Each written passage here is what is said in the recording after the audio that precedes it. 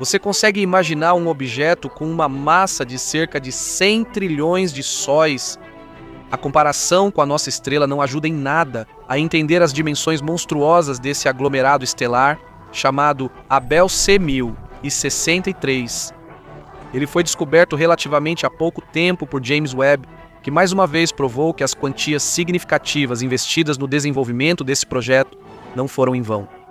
Hubble, inscreva-se!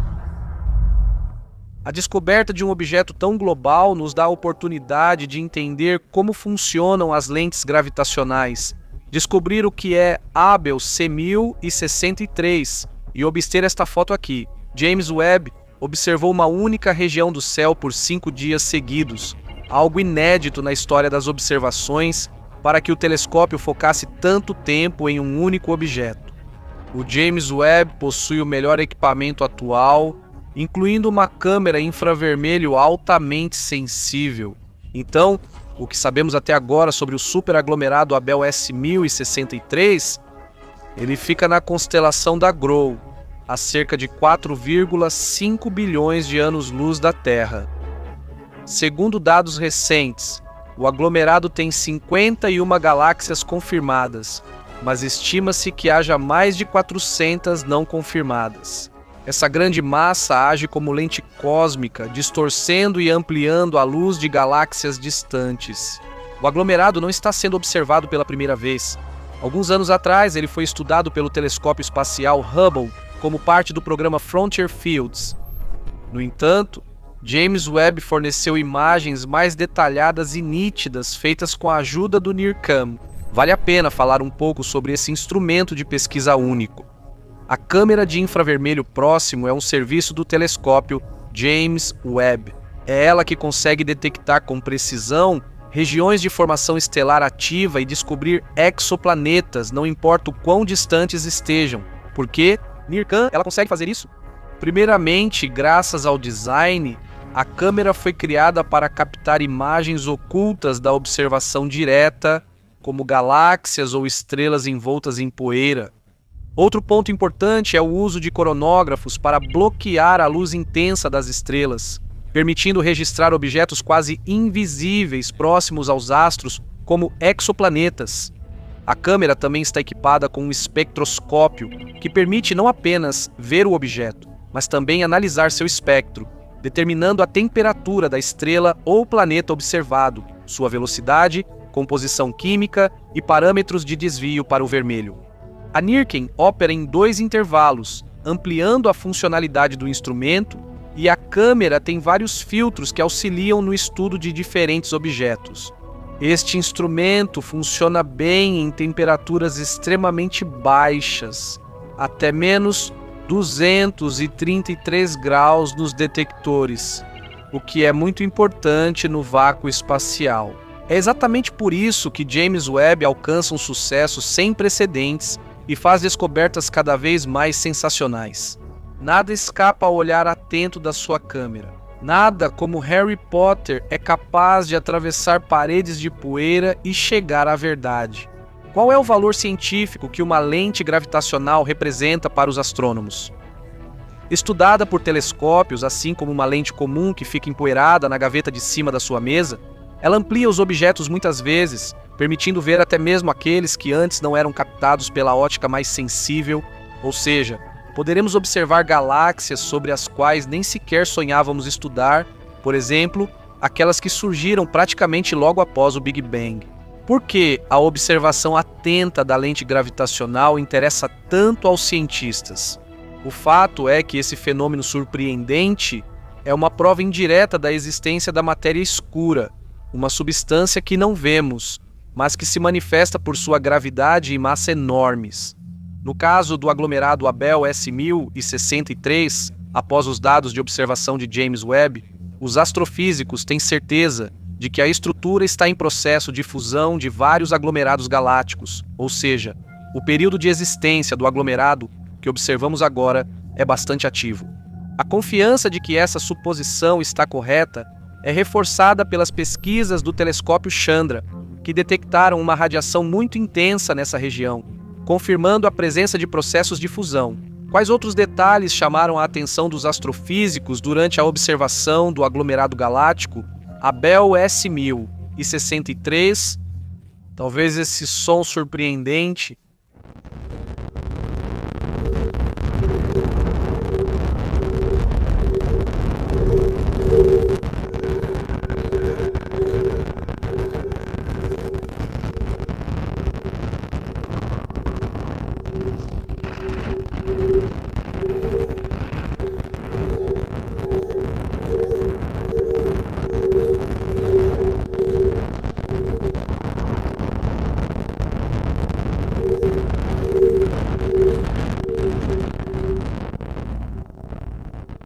Ou talvez o efeito impressionante chamado arco de Einstein.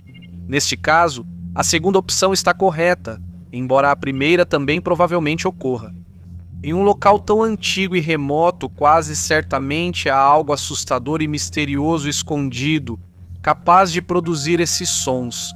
Vamos retornar às suposições científicas.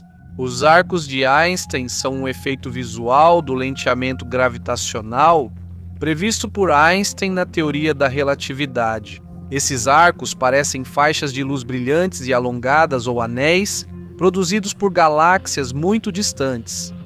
O efeito é uma curvatura do espaço-tempo, prevista muitos anos antes de a vermos com nossos próprios olhos. Ou seja, é preciso entender claramente que os arcos de Einstein não são um objeto físico, mas sim um efeito óptico que permite estudar galáxias incrivelmente distantes, que seriam muito tênues sem esse bônus gravitacional. Então, finalmente chegamos à era em que previsões teóricas se tornam realidade e podem ser observadas?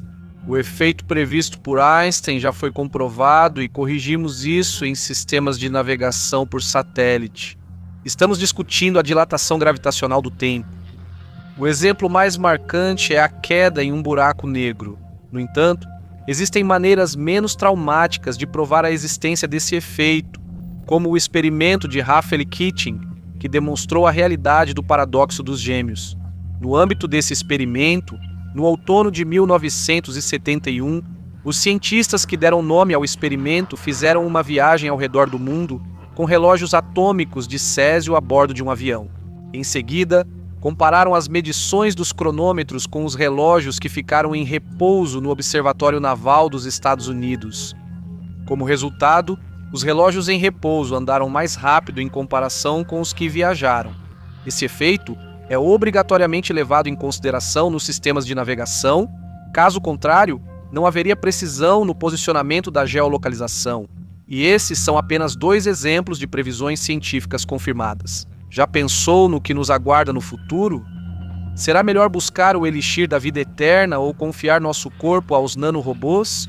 Para ver tudo isso com os próprios olhos, vamos em frente. A descoberta do aglomerado Abell S1000 e 63 e seu impressionante efeito gravitacional é só a ponta do iceberg, mas o que se revelou pela lente gravitacional surpreende e impõe respeito.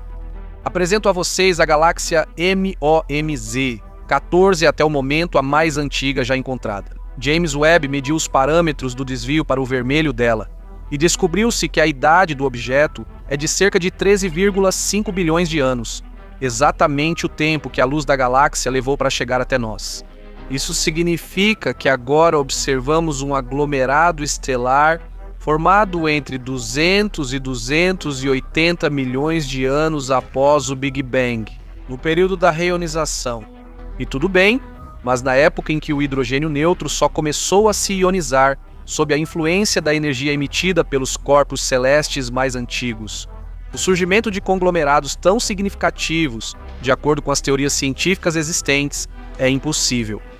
Muito provavelmente a galáxia que você vê agora na foto é equivalente em tamanho e massa à pequena nuvem de Magalhães. A descoberta do objeto, localizado na constelação de Sextante, ocorreu recentemente e novamente foi possível graças ao instrumento universal NIRCam. Antes do surgimento do James Webb, era absolutamente impossível ver estruturas tão distantes, mesmo com o uso de lentes gravitacionais. De acordo com as observações, a galáxia está passando por um período de intensa formação estelar, e talvez esse seja mais um fator que nos ajuda a enxergá-la. A lente cósmica do aglomerado Abell S1063 também foi fundamental para descobrir a galáxia MOMZ-14.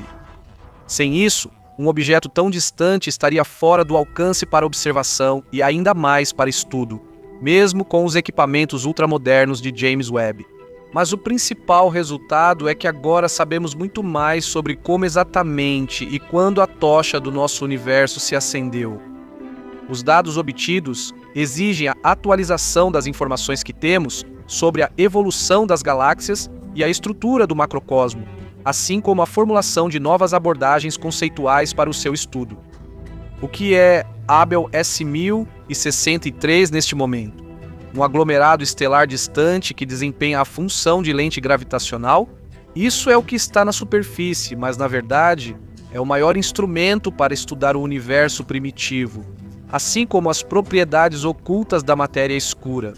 Talvez em breve nos espere uma verdadeira revolução cosmológica, uma revisão radical das teorias tradicionais e a derrubada de pilares da física que pareciam inabaláveis. De qualquer forma, a humanidade está apenas no começo do caminho, já que o período anterior se assemelha mais à formação dos alicerces da ciência. E agora, quando telescópios ultramodernos como o James Webb estão em órbita e funcionando, começa uma era de observações mais sérias e previsões mais realistas. Quais invenções e descobertas contribuíram para o avanço do progresso? A invenção da roda, a descoberta da América, os voos dos irmãos Wright, todas as mencionadas e milhares de descobertas não citadas são sem dúvida importantes, pois foram elas que, em um período relativamente curto na escala da história, trouxeram o progresso até este ponto. Mas se prestarmos atenção exclusivamente ao estudo do espaço, das estrelas e dos planetas, então, entre os mencionados, os voos dos irmãos Wright são os mais próximos do tema do nosso vídeo. Por quê? Porque em apenas 121 anos, a humanidade passou dos balões e planadores ao pouso de um helicóptero em Marte. Hoje vamos acompanhar seu destino da decolagem à queda. Na primavera de 2021, pela primeira vez na história da cosmonáutica, o helicóptero não tripulado Ingenuity, da National Aeronautics and Space Administration, realizou um voo na atmosfera de outro corpo celeste, ou seja, em Marte. Essa tarefa é difícil pela grande diferença entre as atmosferas da Terra e Marte. No planeta vermelho, até decolar é difícil, pois a baixa densidade do ar faz as leis da aerodinâmica não funcionarem. Por isso, os engenheiros da agência espacial tiveram que se esforçar muito para fazer o helicóptero, que por fora mais parece um brinquedo, de 85 milhões de dólares decolar no céu de Marte. Aliás, o investimento nesse projeto acabou sendo até menor do que em alguns best-sellers mundiais. O orçamento de Titanic foi de 218 milhões de dólares. Já Perdido em Marte, dirigido por Ridley Scott, custou 108 milhões. Mas mesmo assim, na história da cosmonáutica, provavelmente não houve um caso de investimento mais bem-sucedido. O Ingenuity superou expectativas, justificando o investimento e emocionando dezenas de envolvidos no projeto. Quando ele pereceu nas areias de Marte, quais perigos ameaçaram o helicóptero marciano durante a missão? As mais graves eram as tempestades de poeira. Em Marte, elas são enormes e podem cobrir o planeta por dias ou até 3 a 6 meses. Suportar essas condições é difícil até para um rover equipado, imagine para um helicóptero frágil. A missão era um treinamento. O helicóptero, trazido pela missão Marte 2020, foi descarregado com o rover Perseverança na cratera G0. Após isso, o dispositivo deveria mostrar suas capacidades, mas funcionou muito além do previsto e trouxe ao mundo muitas informações valiosas sobre o planeta vermelho e voos em condições extraterrestres. Os voos e pousos de treino foram bem-sucedidos. Para os testes de voo, foi escolhida uma helipista de 10 por 10 metros, onde não havia pedras com mais de 4 centímetros de altura. Encontrar um lugar desse em outro planeta, ainda remoto, exigiu muito esforço. Com a chegada do segundo e dos sóis seguintes, o helicóptero começou a realizar voos. Ao todo foram 72 durante a missão, ou seja, o helicóptero, que deveria apenas decolar e pousar nas condições da atmosfera marciana, funcionou por 3 longos anos. O que é o Ingenuity? É um pequeno drone com 49 centímetros de altura e menos de 20 centímetros de comprimento. O peso dele também não impressiona, 1,8 kg, mas isso é na Terra. Em Marte, o aparelho pesava só 680 gramas. As capacidades de voo do helicóptero marciano também não são muito grandes. O alcance máximo de voo é de cerca de 300 metros e a duração não passa de 3 minutos. O drone foi projetado para subir não mais que 5 metros. 4 suportes finos, como pernas de mosquito, foram feitos de tubos de fibra de carbono. Claro, há 2 câmeras e um sistema de navegação a bordo, mas não é o sistema de posicionamento global padrão que conhecemos. Usamos esse método porque a Terra tem muitos satélites ao seu redor, ao contrário de Marte. Por isso, aqui foi aplicado um princípio totalmente diferente, baseado em dados geodésicos, odometria visual e controle remoto. Até bússolas comuns não funcionam aqui por causa do campo magnético instável. Instalar mais instrumentos de navegação parecia impossível, pois excederia a capacidade de carga do Mar Sólito. Quais métodos de alimentação os especialistas da National Aeronautics and Space Administration escolheram? As baterias do helicóptero eram recarregadas por painéis solares. No futuro, isso não foi útil, pois durante as grandes tempestades de poeira, o painel era sempre coberto por areia. No geral, havia problemas suficientes em todas as etapas da missão. Selecionado por seus microchips, o Samsung Galaxy superou as expectativas da comunidade científica e do público. O que mais aguardava o pequeno e indefeso dispositivo no inóspito Marte, a mudança de estações do planeta vermelho foi mais assustadora que as tempestades de poeira, pois fez o helicóptero realmente congelar. Isso aconteceu no 427º Sol. Nesse dia, o dispositivo não se comunicou pela primeira vez, houve uma falha séria no equipamento devido ao superaquecimento. As temperaturas em Marte estão longe de serem agradáveis. As amplitudes variam muito entre dia e noite, de 27 graus Celsius durante o dia a menos 133 graus Celsius à noite. A temperatura também muda bastante da superfície até a altura de uma pessoa. Após o aparelho ser encontrado e a comunicação restabelecida, programadores reprogramaram o controle térmico para iniciar o aquecimento do helicóptero marciano entre 15 e 40 graus. Que benefício o Ingenuity trouxe à astronomia terrestre?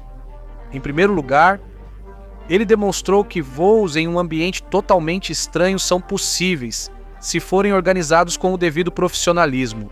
Em particular, o helicóptero foi testado na Terra em condições próximas às de Marte, e a equipe de inventores tentou levar em conta todos os detalhes dos perigos que poderiam ameaçar o dispositivo no planeta vermelho. O objetivo não era que o helicóptero enviasse o máximo de fotos para a Terra, mas ele fez isso também.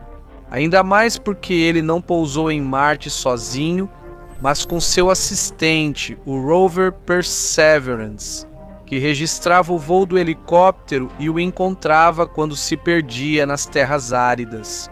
Aqui estão as primeiras imagens feitas pelas câmeras do helicóptero, assim como as fotos tiradas pelo rover. E foi isso que o dispositivo voador viu durante o 5º voo. Nesta imagem, Ingenuity descansa após o 7º voo. A foto mais interessante é a das cristas do relevo, nítida, colorida e mostra o panorama marciano de forma completa. Uma imagem dessas dá vontade de usar como papel de parede do computador. Já a foto tirada por aerofotogrametria, durante o 26º voo, foi um pedido dos engenheiros da National Aeronautics and Space Administration. Eles queriam obter imagens dos paraquedas e dos fragmentos do módulo de pouso.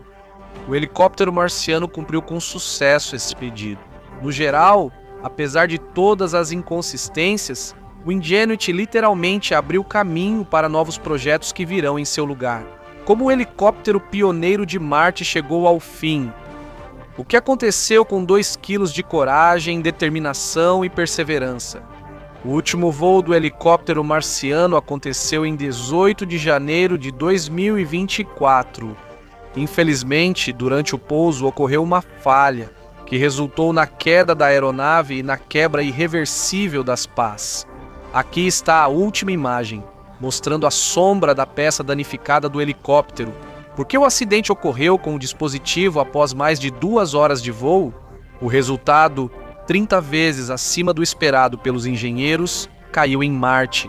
A National Aeronautics and Space Administration fez uma investigação detalhada, pois as conclusões vão ajudar no sucesso de futuros projetos. Então, o voo 72 previa um curto salto vertical de 12 metros pairar e descer.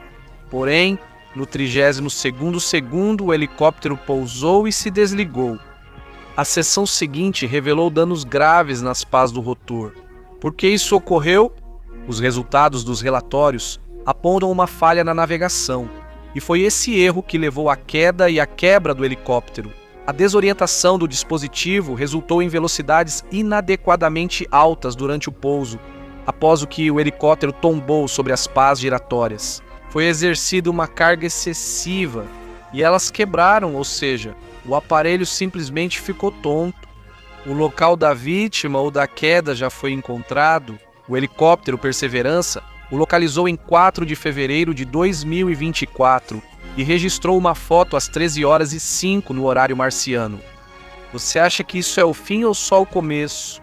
O primeiro teste mostrou que é possível voar na atmosfera de Marte, apesar das grandes diferenças com as condições da Terra. Por isso, um ano após o término da missão experimental, os inventores da National Aeronautics and Space Administration apresentaram o conceito do sucessor do Ingenuity, o Mars Chopper. Ele será muito maior que seu antecessor, com um tamanho aproximado ao de um utilitário esportivo. Ele tem 6 rotores, cada um com 6 pás, somando 36 pás. No desenvolvimento, todos os erros e imprecisões do primeiro helicóptero serão considerados. Foi o que disse Ted Tsanetes, chefe do projeto, na coletiva. O Mars Chopper será capaz de voar não mais apenas 300 metros, mas por uma distância muito maior, chegando até 3 quilômetros. As capacidades do helicóptero aumentaram muito. Ele explorará grandes áreas de Marte, inclusive onde nenhum rover pode chegar. O projeto está em fase inicial de desenvolvimento. Esperamos que os engenheiros e projetistas tenham sucesso. Graças ao Ingenuity, não há motivo para duvidar, já que ele abriu novos horizontes para missões futuras ao planeta vermelho. Titã não é apenas o maior satélite de Saturno, mas também o segundo maior do Sistema Solar. Seu diâmetro é de aproximadamente 5.150 km, sendo menor apenas que Ganimedes. A particularidade de Titã é que em sua superfície há muitos lagos, que criam um ciclo hidrológico semelhante ao da Terra. Por isso, poderíamos contemplar uma vista incrivelmente bonita no satélite. Talvez muito mais bela do que na Terra. No entanto, Titã tem uma particularidade. Seus lagos não são preenchidos com água, mas sim com metano líquido. E o que aconteceria com você se decidisse nadar lá? Primeiro, precisamos chegar ao satélite de Saturno percorrendo 1,2 bilhão de quilômetros. São só 7 anos de viagem espacial, mostrando a importância de planejar a missão detalhadamente e considerar todos os riscos. Claro, antes disso, teremos que pensar muito bem em como garantir provisões e oxigênio suficientes para a viagem. No entanto, a vista incrível do gigante Saturno definitivamente vale a pena. Com seus enormes anéis e diversos satélites, entre eles Titã, ele parece impressionante. Não devemos ficar aqui por muito tempo, falta bem pouco para chegarmos ao destino. E devo dizer que contemplar Titã de tão perto é um verdadeiro prazer. Ele possui vastos lagos, rios e uma atmosfera densa que gera chuvas periódicas. Além disso, Titã é realmente enorme. Ele é até maior do que Mercúrio. Já que você já chegou até Titã, é hora de pousar. Vale dizer que a própria descida vai levar mais de 2 horas. Além disso, ao pousar, é fácil acabar caindo direto em metano líquido. Por isso, antes de pousar em Titã, é necessário estudar sua superfície para escolher um local adequado. Mas se conseguimos pousar com sucesso em Titã, vamos ver o que existe por aqui. É surpreendente, mas as condições aqui são bem confortáveis, considerando as circunstâncias. A atmosfera deste mundo é 95% similar à da Terra, mas ainda não é seguro tirar o traje espacial. Os 5% restantes são compostos por metano mortal, lagos, atmosfera e chuvas de metano. A chuva em Titã é um fenômeno curioso, caindo em câmera lenta devido à gravidade. Para comparação, no satélite, a velocidade de queda das gotas chega a 1,6 metros por segundo, enquanto na Terra é de até 9 metros por segundo. Sim, acontece que uma pessoa não pode respirar sozinha nessas condições, e além disso, aqui é frio demais, definitivamente não é um mundo quente. Devido à distância do Sol, a temperatura lá é de cerca de 180 graus Celsius. Por isso, seria necessário usar traje de proteção para andar perto de um lago. Um bônus é que seria fácil correr e pular.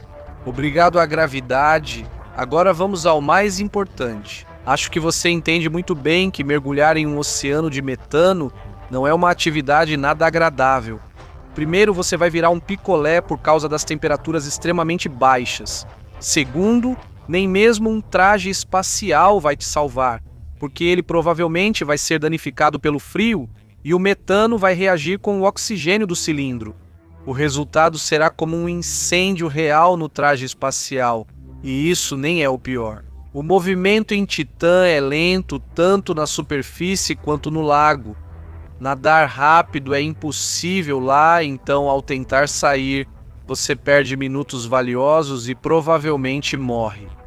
Mergulhar em um lago de metano em Titã é, ao mesmo tempo, uma atividade incrível e muito perigosa. Aqui, paisagens de conto de fadas se misturam a ameaças ocultas. O frio intenso congela tudo, formando um cenário assustador e atraente. Imagine que você está na margem de um lago de metano, olhando para sua superfície espelhada. O ar ao redor é cortantemente frio e do céu coberto por nuvens densas, gotas de metano caem assustadoramente devagar. Este é um mundo surpreendente, onde cada passo pode ser o último. Nossa jornada até o satélite de Saturno seria um teste não só para nossas tecnologias, mas também para a resistência humana.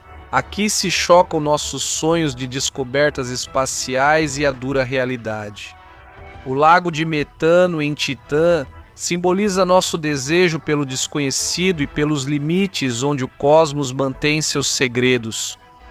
Por enquanto, só sonhamos com essas viagens. Ainda há muitos enigmas diante de nós, cujas respostas não são fáceis de encontrar. E você, o que acha? Será que algum dia conseguiremos viajar até Titã? Será que poderemos ver com nossos próprios olhos as belezas desse mundo perigoso e estranho?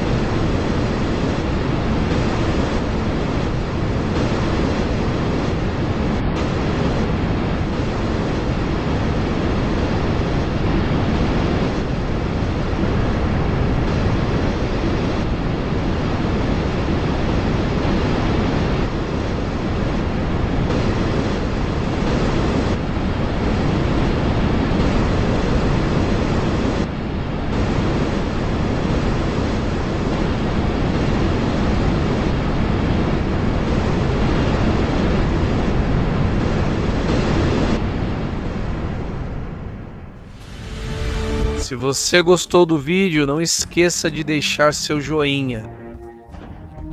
Inscreva-se no canal e ative o sininho para ser um dos primeiros a receber novos episódios. Teremos mais encontros com mega super planetas.